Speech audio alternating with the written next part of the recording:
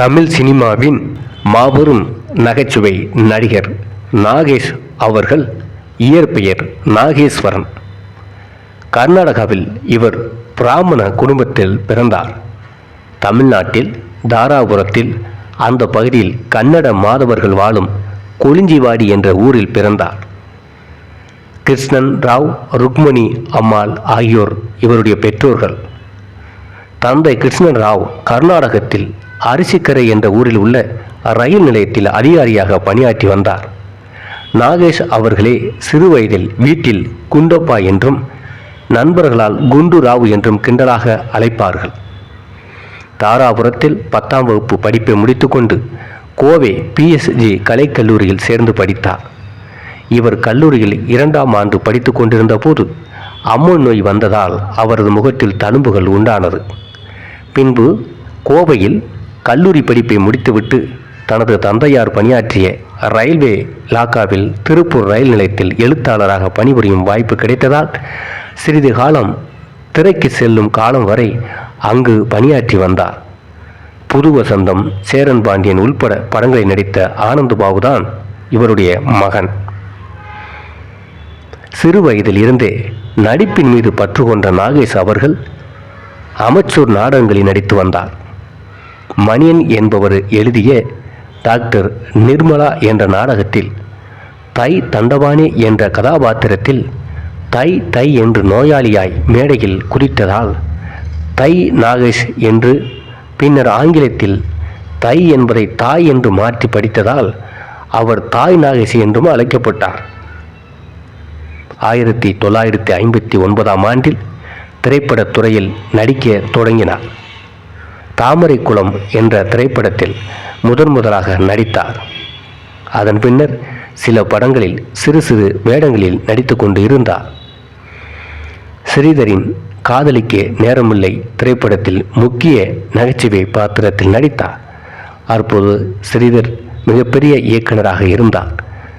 இவருடன் பல திரைப்படங்களில் ஜோடியாக நடித்தவர் மனோரமா. இவர்கள் இருவரும் இணைந்து நடித்த பல திரைப்படங்களில் காமெடி காட்சிகள் மக்களால் பெரிதும் கொண்டாடப்பட்டன, ரசிக்கப்பட்டன, பாராட்டுக்களையும் பெற்றன. மாபெரும் இயக்குனர் சிகரம் கே. பாலச்சந்தர் அவர்கள் கதை வசனம் எழுதி இயக்கிய சர்வர் சுந்தரம் திரைப்படத்தில் மிக சிறப்பாக நடித்து குணச்சித்திர நடிப்பிலும் நாகேஷ் சிறந்த நடிகர் என பெயரை பெற்றார். இன்றும் சர்வர் சுந்தரம் திரைப்படம் மக்கள் ரசிக்கும் படமாக இடம் பிடித்து உள்ளது. திருவிளையாடல் திரைப்படத்தில் தருமி என்ற கதாபாத்திரத்தில் சிவாஜி கணேசன் அவருடன் இவர் நடித்த நடிப்பு காமெடியில் உச்சக்கட்டம். தருமிக்கு 100% பொருந்தீராக இருந்தார். தில்லானா மோகனாம்பாள் படத்தில் வைத்தி என்ற பாத்திரம் பரலாறும் பாராட்டுகளை பெற்றது. இன்றும் தில்லானா மோகனாம்பாள் படம் பார்த்தால் நாகேஷ் அவர்களின் அந்த கதாபாத்திரம் மறக்க முடியாத ஒரு கதாபாத்திரமாக இருந்தது. எம்ஜிஆர், சிவாஜி கணேசன், முத்துராமன், ஜெமினி கணேசன், KKSSR இது போன்ற பல பெரும் நடிகர்களுடன் நடித்து புகழ் பெற்றார்.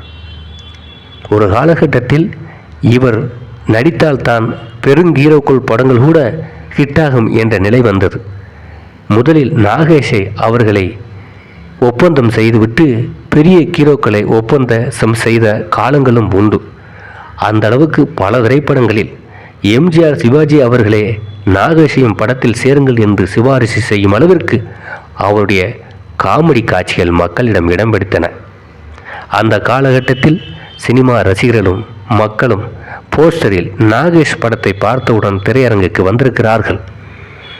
பெரிய பெரிய ஹீரோக்கள் நடித்த படங்களுக்குத்தான் மக்கள் கூட்டம் கூட்டமாக தியேட்டருக்கு வருவது உண்டு.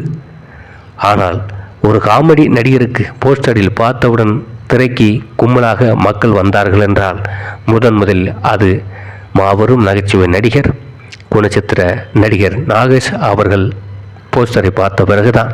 காமெடி, குணச்சித்திரம் என்று நடித்து கொண்டிருந்த நாகேஷ் அவர்கள் நீர்க்குமிழி என்ற படத்தில் கதாநாயகனாக நடிக்க வைத்தார் கே. பாலச்சந்தர் அவர்கள். அந்த திரைப்படம் மிகப்பெரிய வெற்றி பெற்றதுடன் சிறந்த நடிப்பு திறமை கொண்டவர் நாகேஷ் என்பதை ரசிகர்களுக்கு உணர்த்தியது. அதன் தொடர்ந்து பல திரைப்படங்களில் அவர் கதாநாயகன மேடமாகவும் ஏற்று நடித்தார். அவர் நடித்த அத்தனை படங்களுமே வெற்றி படங்களாக அமைந்தன. தேன்கிண்ணம், நவகிரகம், எதிர்நீச்சல், நீர்க்குமிழி, யாருக்காக அழுதான், அனுபவி ராஜா அனுபவி போன்ற படங்களில் கதாநாயகனாக நடித்திருந்தார். கதாநாயகனாக அவர் நடித்ததையும் மக்கள் ஏற்றுக்கொண்டார்கள். கமலஹாசன் அவர்கள் தயாரித்த அபூர்வ சகோதரர்கள் படத்தில் கொடும் வில்லனாகவும் இவர் தோன்றினார். நகைச்சுவையில் முத்திரை பதித்தவர், குணச்சித்திர வேடத்தில் முத்திரை பதித்தவர், கதாநாயகனாகவும் முத்திரை பதித்தவர், வில்லனாகவும் தன் திறமையால் மிகப்பெரிய உச்சம் தொட்டார். அதற்கு பின் பல கமலஹாசன் படங்களில் நாகேஷ் நடித்திருந்தார். மைக்கேல் மதன காமராஜன், மகளிர் மட்டும், ஔவை சண்முகி, பஞ்சதந்திரம் போன்ற படங்களில் நடித்துள்ளார். நாகேஷ் அவர்கள் கமலஹாசனுடன் நடித்த கடைசி திரைப்படம் தசாவதாரமாகும். தமிழ் சினிமாவில் மாபெரும் நடிகர் என முத்திரை பதித்தவர் இந்தியாவின் பல மொழி திரைப்படங்களிலும் நடிக்கத் தொடங்கினார். தெலுங்கு, மலையாளம், இந்தி, கன்னடம் ஆகிய மொழிகளில் நடித்தார். கிட்டத்தட்ட 1000 திரைப்படங்களுக்கு மேல் நடித்து புகழ் பெற்றார். இவரின் நகைச்சுவை பாணி ஹாலிவுட் நடிகர் ஜெர்ரி லூயிஸின் பாணியை ஒத்திருந்ததாக பலர் கூறினார்கள். காமெடியில் வேகம் இருக்கும், அதே நேரம் அந்த காமெடி உணர்வு மிஸ் ஆகாது. அந்த அளவுக்கு நகைச்சுவையில் ஸ்பீடு காமெடி என்பதை உருவாக்கியவர் நாகேஷ் அவர்கள். சிலருக்கு டயலாக் காமெடி மட்டும்தான் இருக்கும், சிலருக்கு முகபாவனை காமெடி இருக்கும். ஆனால் திரு நாகேஷ் அவர்களுக்கு டயலாக்கும் உடல் மொழியும் சேர்ந்து நடிப்பதனால் அவர் வருகிற திரைகளில் அந்த ஃப்ரேம்களில் காமெடியில் ரசிகர்கள் கைதட்டாமல் இருக்க முடியாது.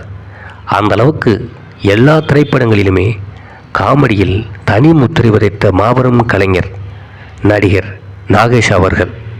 இவ்வாறு பல திரைப்படங்களில் பல வேடங்களில் நடித்து புகழ் பெற்றவர்.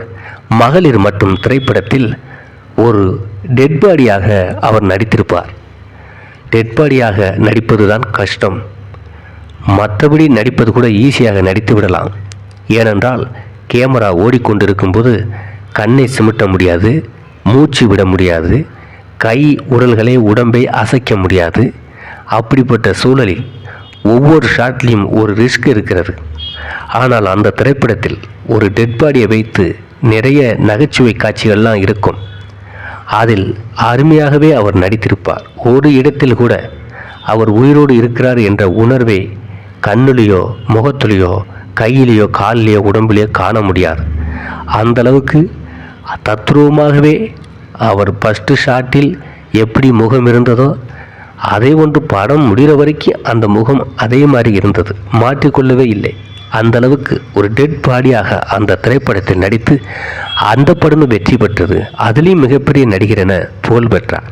அந்த அளவுக்கு இந்திய சினிமாவில் பல கதாபாத்திரங்கள் நடித்து 1000 படங்களுக்கு மேலே நடித்து புகழின் உச்சம் தொட்டவர் மாபெரும் நடிகர் நாகேஷ் அவர் என்பது உண்மையான சரித்திரம். தொடர்ந்து அவர் மரணமடைவதற்கு முன்பும் 2009இல் இறப்பதற்கு சில மாதங்களுக்கு முன்பு வரை தமிழ் திரைப்படங்களில் நடித்து கொண்டுதான் இருந்தார். பஞ்சதந்திரம், வசூல் ராஜா MBBS, இம்சை அரசன் 23ஆம் புலிகேசி, தசாவதாரம் போன்ற திரைப்படங்களில் அவர் நடித்தார். 2014இல் வெளியான கோச்சியடாம் திரைப்படத்தில் அந்த அனிமேஷன் திரைப்படத்திலும் அவர் நடித்திருந்தார். இவ்வாறு தமிழ் சினிமாவில் மட்டுமல்ல இந்திய சினிமாவில் தனக்கென தனி இடம் பிடித்தவர். பல விருதுகளையும் பெற்றார். 1974ஆம் ஆண்டு கலைமாமணி விருதும், 1994ஆம் ஆண்டு நம்மவருக்கு அதாவது நம்மவர் திரைப்படத்திற்காக சிறந்த துணை நடிகருக்கான தேசிய திரைப்பட விருதும், 1994 அதே ஆண்டு தமிழ்நாடு மாநில திரைப்பட விருது நம்மவர் திரைப்படத்துக்காக கிடைத்தது. 1995ஆம் ஆண்டு பிலிமர் வாழ்நாள் சாதனையாளர் விருதும் பெற்றார். வயது மூப்பின் காரணமாகவும் இதய நோயின் காரணமாகவும் 2008ஆம் ஆண்டு பிற்பகுதியில் அவரது உடல்நிலை குறையத் தொடங்கியது. நவம்பர் 2008ஆம் ஆண்டில் அவர் தனது வீட்டில் வழுக்கி கீழே விழுந்தபோது அவரது உடல்நிலை மேலும் மோசமடைந்ததாக கூறப்படுகிறது. இதன் விளைவாக தலையில் பலத்த காயம் ஏற்பட்டது. 2009 ஜனவரி 31 அன்று தனது 75வது வயதில் நீரிழிவு மற்றும் இதய கோளாறு காரணமாக மரணமடைந்தார். ஆசிய கண்டத்தையே தன் நடிப்பு திறமையால் ஆனந்தப்படுத்திய மாபெரும் நடிகர் நாகேஷ் அவர்கள் தமிழ் சினிமா மட்டுமல்ல, இந்திய சினிமா மட்டுமல்ல, உலக சினிமா வரலாற்றில் ஒரு தனி சரித்திரம்.